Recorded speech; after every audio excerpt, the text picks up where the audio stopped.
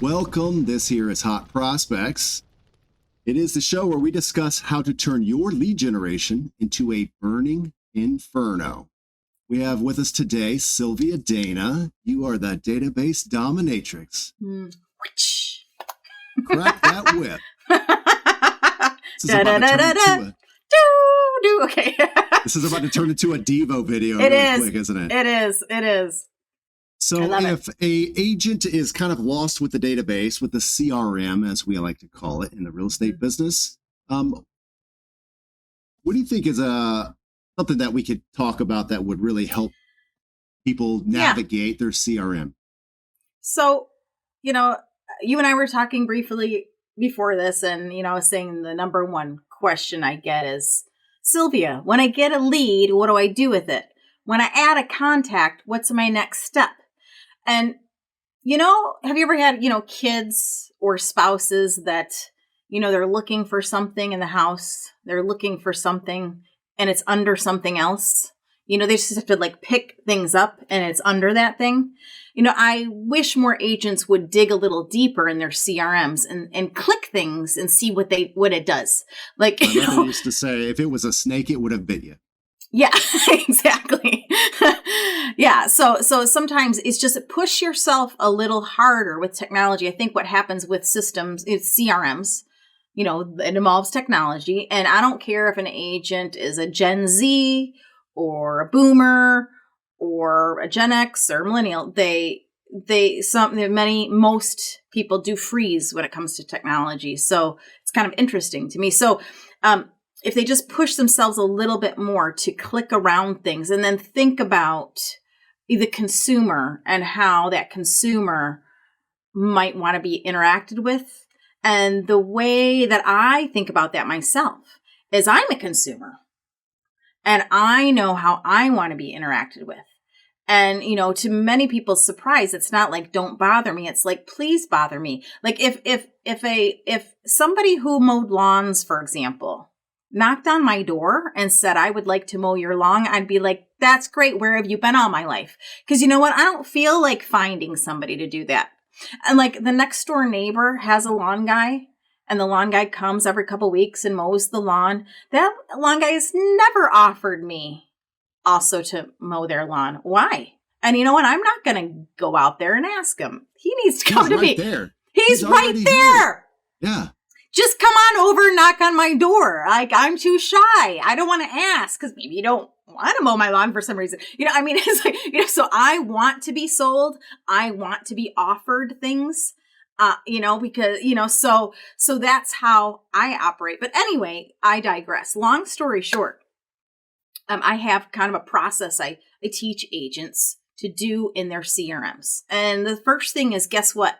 Every day, log in and time block the activity to do it. You have this thing, it's called a calendar, and you can write down, a to-do list is great, right? A to-do list is great, but actually blocking out the time, an appointment, I'm doing this right now. I'm going to spend, maybe it's 15 minutes because you don't have much going on in your CRM yet, or maybe it's 2 hours. But time block that daily activity to do the thing. And then go in, log into your CRM, and then look at what's happening. Now, you have different systems. Some people use Realty Juggler maybe, or maybe they use Sierra Interactive, or maybe they use KV Core, which is now becoming Bold Trail, or maybe they use Boomtown or Lofty, which used to be called Chime. Whatever, I don't care what CRM system you're using. But I do like CRM systems that, there's Follow Up Boss too. I don't love that so much because you don't have an IDX attached to it, but that's fine.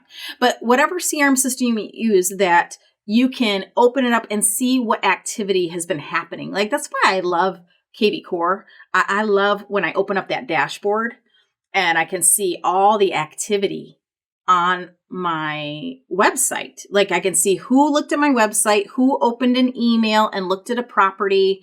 I can see what's happening. So that's the first step is opening up your CRM and seeing who looked at properties today in the last 24 hours on my website. And then you might notice, Sue Smith, my past client that I sold a house to 2 years ago, looked at a property today. Why did she do that? I'm going to call up Sue. Sue, hey, I noticed you looked at 123 Main Street today. Well, what are you thinking? You thinking about something? Are you thinking about buying or selling? You know somebody who is? And guess what? I have a goal to help X amount more people in 2024 buy or sell real estate this year. Who do you know who might need my services? It's just an opportunity. They just gave you an opportunity to reach out to them, and they like it, So that's thing one. Like, it's very much like being a shop owner and observing people coming into your store.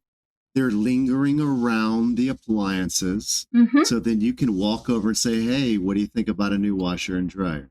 Exactly. Can I interest you in a new Cuisinart? Perhaps. I remember when I was a college student, I had like a little infant baby. I was going to Central Michigan University, and this was like in early 90s. It was 94. And I really wanted the new VHS system that when you hit pause, it would be still. It would be a still frame instead of just static. And I thought that was cool. And I had a little extra money, and I really wanted this type of VCR system. And I went to, I don't know if it was ABC Warehouse or Circuit City or one of these older electronic stores that don't exist anymore. And I wanted someone to help me. And I'm standing there with my baby looking around at all the TVs and VCRs, and I just get past and past and past. And finally, I go to somebody, walk up to somebody and say, I'm interested. I saw this ad in the newspaper, and I want this type of still kind of pause. And somebody finally helped me, and he didn't give me what I wanted, but I just never forget that experience because, when I think about customer service and being in sales, like I'm going to give that person, I'm just going to guide them to the next step and give them what they want. So they return, anyway, I digress. It was service merchandise, by the way. And their name was ironic because they didn't give you much service. And that's the reason they went the way of the dodo. I like it. Yeah. So the first thing you do is you see what's happening. I love that shop owner analogy. It's minding your business is what it is. It is minding your business and mining your business. Right. See what I did there? Okay. So, that's the first thing. See who's looked at properties. And that's one thing I love to say also about CRM systems like a KV Core, like a Lofty, is search alerts. Having your people on search alerts, whether they're somebody you just met at the grocery store yesterday or a long lost friend who moved out of your area to a different state, or, your Aunt Leilani, or, somebody who just registered on your website, an active client, a client that's ghosting you for the last 2 years, whatever it is, have them on search alerts because that is the most important campaign. Like, people are really, really concerned about the type of campaign they have. Like, I want to build a campaign for this and build a campaign for this. I'm like, search alerts. You know what? Search alerts, because then you can see them interact that they're coming to your store, right? Whether they're thinking about buying or selling, investing, joining, the search alerts is what matters. Anyway, long story short. Search alerts should be almost as important as a nerd alert. And when you see that someone is actively in your store and they are sniffing around the Cuisinarts, you need to go and say something to them. And how else would you know? Because we live in that digital world. They're on your digital store and logging in every single day to take a look at this and see what's going on. It's minding your business. And there's not a better way to say that. Why do you think so many agents don't do this? That is a good question. I think that some agents feel like they want to take an order. They're waiting for somebody to call them and say, hey, I was on your website today. And now guess what? I want to buy a house, and will you help me get pre-approved? And will you show me homes this weekend? They just want that. My beard got long and gray waiting on that. Right. Still never happened. It's not going to happen. So I think they want it to be so much easier, than it really is. So I mean, especially the last few years, we have enjoyed a little bit that type of economy of real estate and that type of market of real estate where you could almost be an order taker. But I think that's one thing is, just to be blunt, I think some agents don't want to work that hard. I get it. I don't want to work that hard either. I would rather not, but I have to if I want the business. You need to mow your lawn.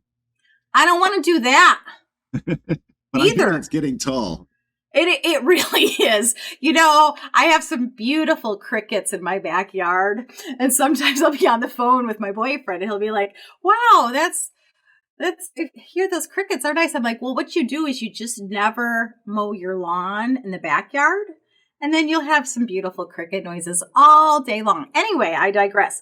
Long story short. Well, see, if you never mow the lawn in your database, yes, you're nothing but crickets as well. Oh, I see what you did there. I love punny one. You are a punny one. Okay, so first things first is seeing what's happening. Now, I have a story. One of the stories I tell about my conversion stories, converting from my database is Lorena and Pedro. They were some clients that I sold a car to back in my car selling days. And I liked them a lot. They were the sweetest couple. And I put them in my CRM when I started selling real estate and put them on search alerts for around their address. And I knew they were renting. And then they were just looking and looking. Every day they were looking. So finally I decided to call them and text them like, hey, are you guys thinking about buying? I noticed you're looking at a lot of properties. And boom, within 30 days, I had them under contract just because I was willing to call them and ask them. And if I would have just let them wait for them to reach out to me, that would have been a mistake. But in their heads, they probably were reaching out to me. They probably felt like they were because they were on my website looking, so just, it's a simple example. But so that's one thing is looking at all the property views. Next, in a system like KV Core, looking at, who sent me a question today? Did anybody request a showing today? Did anybody reply to one of my automatic text messages or emails that I need to address? Because that'll be in there and, you have to pay attention to that. Did anybody ask me for a seller valuation today? And then once you've kind of gone through that system, then picking out the most active people, making the calls. Another joke I have is that my second ex-husband was right about one thing, and that is the phone is where the money is. And, getting on the phone to give people a call and, that people are they're not thinking about you. They're not thinking about how often you're calling them. They're not thinking about it. They don't care. They're not thinking about how often you post on social media. They're thinking about them and how busy they are. So calling and calling again and calling again. Like I follow Jeff Glover as a real estate coach in Detroit, Michigan. He has Glover U, and I love that guy. He's young. He knows what he's doing, and he talks about the 3x3x3. Call 3 times. Text 3 times, email 3 times within the first 3 days of getting that lead, and do it manually if you have to, and maybe even do it manually anyway, to really be first to that lead. And then it doesn't just become about frequency. I'm sorry, it doesn't become about speed to the lead. It becomes about frequency. And then, because you've done it a lot, and now if they've missed one of these touches, it's because they are busy. It doesn't mean they're not interested, Right. So they've got diapers to change, dinner to make, commutes to do. They've got work. They've got all their life going on, and they don't really care who their real estate agents up front. The squeaky wheel will get the grease. Exactly. And if you keep on typing up with whatever your voice sounds like, and you keep offering just a smidge of value, and nudging them towards the next goal post in the process, you will get the business more oftentimes than you will not. 100%. One of the most successful agents I ever met, if he called you and you didn't answer, he would leave you a voicemail and send you a text. Yep. You didn't call him back within an hour and a half, he did it again. Yep. And it did not matter what the business was. It could have been to get a haircut. It could have been, what are we having for dinner tonight? It could have been, I had a question for you. It could have been a prospect, a client. That's the way he did his business. And it worked for him. Yeah. And that dude, he sold 63 houses his first 12 months as a real estate agent. Beautiful. And it's all about that follow-up, and just being tenacious about that follow-up.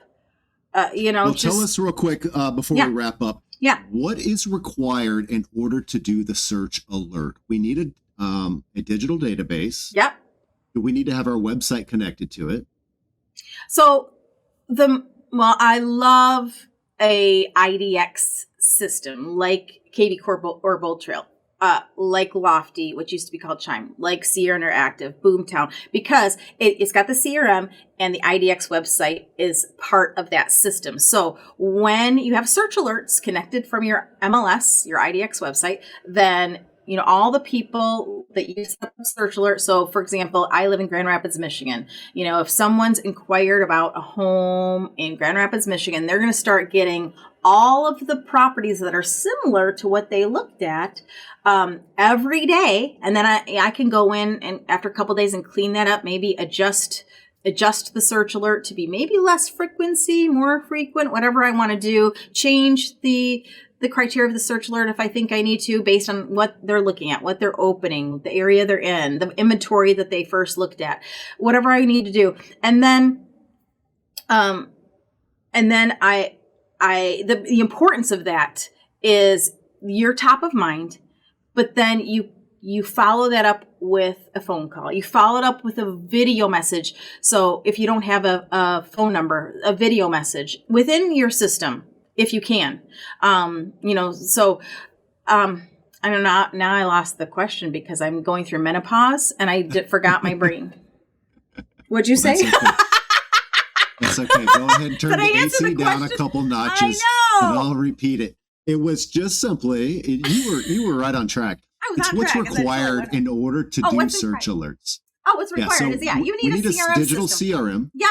And we need an IDX, our website connected, and then you have to go in and actually manually fix those two together to create each different type of search alert. Right. Well, in a system like KV Core, now called Bold Trail, what happens when any system like this, Lofty does it, when somebody looks at a property on your website and they register on your website, they're going to start getting a search alert for that similar property every single day.